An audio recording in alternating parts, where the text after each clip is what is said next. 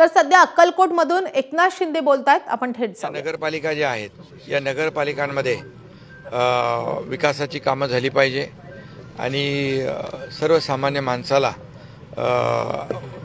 खऱ्या अर्थाने ज्या काही सोयीसुविधा मूलभूत सोयीसुविधा मिळाल्या पाहिजेत ही भूमिका शिवसेनेची राहिलेली आहे।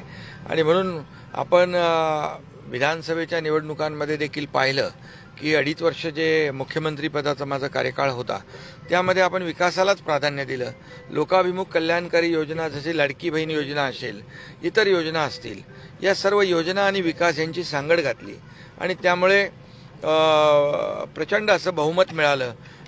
आणि यामध्ये प्रधानमंत्री मोदी साहेबांनी देखील शेतकरी सन्मान योजना सुरू केली, आम्ही नमो शेतकरी सन्मान योजना केली, पीक विमा योजना की शेतकऱ्यांसाठी देखील आपण लाडक्या बहिणींसाठी, ज्येष्ठांसाठी, सगळ्यांसाठी, समाजातल्या प्रत्येक घटकासाठी आपण योजना केल्या आणि दुसरीकडे विकासाला चालना दिली। आणि म्हणून विकास आणि लोकाभिमुख कल्याणकारी योजना यांची सांगड घातल्यामुळे लँडस्लाइड विक्ट्री विधानसभेच्या निवडणुकीत आम्हाला मिळाली।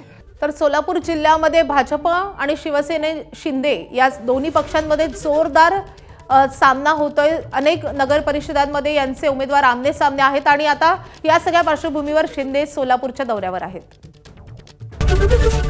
एबीपी माझा, उघडा डोळे बघा नीट।